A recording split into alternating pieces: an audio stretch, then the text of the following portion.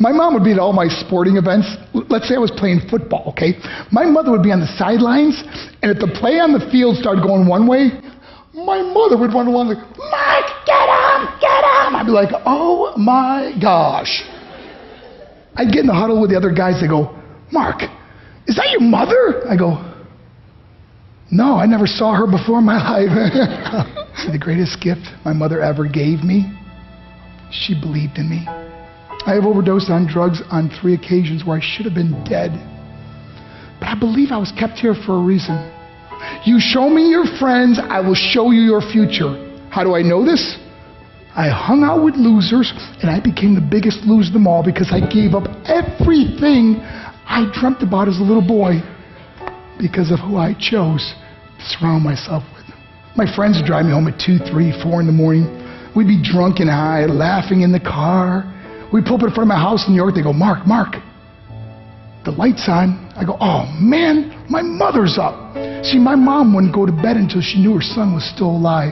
I'd walk in, she'd say, hi Mark, how was your night? I go, it was good, Mom, I'm just going to go to bed. She goes, can I talk to you for a minute? I go, Mom, I'm tired, I'm just going to go to bed. She goes, Mark, I haven't seen you all day and all night. Can I please talk to you? I said, man, just leave me alone. You bug me. I'd slam my bedroom door on the one person who believed in me. I was on a worldwide tour and we were wrestling overseas in Japan. After my wrestling match, I went upstairs in my hotel room and I fell asleep. There was a knock at my door at 3 o'clock in the morning. I got out of bed and I looked through the safety window and I could see it was a Japanese promoter. So I opened the door and he said, Mark, you need to call home. There's been an emergency. I went and got on the hotel room phone. I called back to the United States and said, hey, what's going on? They said, Mark, I don't know how to tell you this. I said, just tell me what happened. I suddenly started crying. They go, Mark, I can't tell you. I said, just say it. They said, Mark, your mother died. I just threw the phone down. I ran out of my hotel room. I took the elevator to the lobby, and when the doors opened up, I just ran out into the street. I mean, there was no cars, there was no people. It was 3 o'clock in the morning. And I walked down the middle of a street in Hiroshima, Japan, and I remember looking up and just saying, Mom, I am so sorry. I flew home for her funeral, and I was so nervous to walk up to her casket, so I just stood way in the back. And I kept looking from a distance. I kept thinking to myself, Mom, please wake up.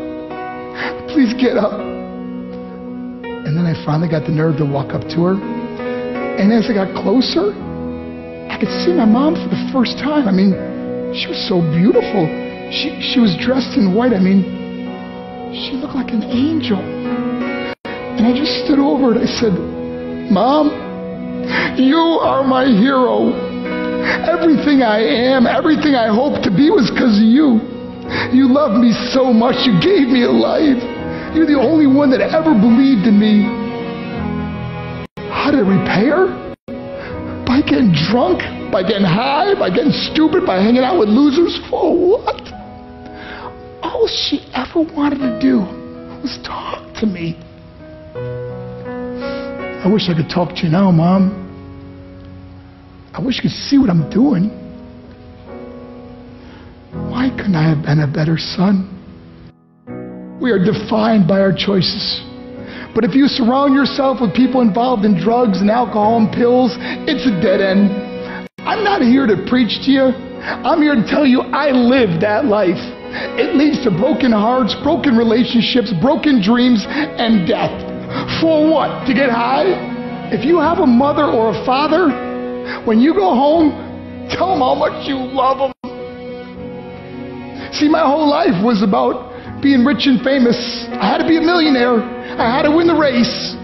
I had to win the race at the expense of my marriage, my family, my friends. For what?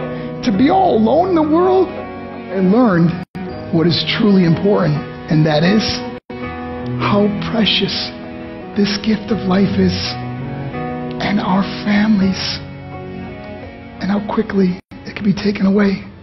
See, I no longer live in time. I live in moments. See, it's not what's in your pocket that matters. It's what's in your heart that truly matters. Love Love is just a word until somebody comes along and gives it meaning. You're the meaning.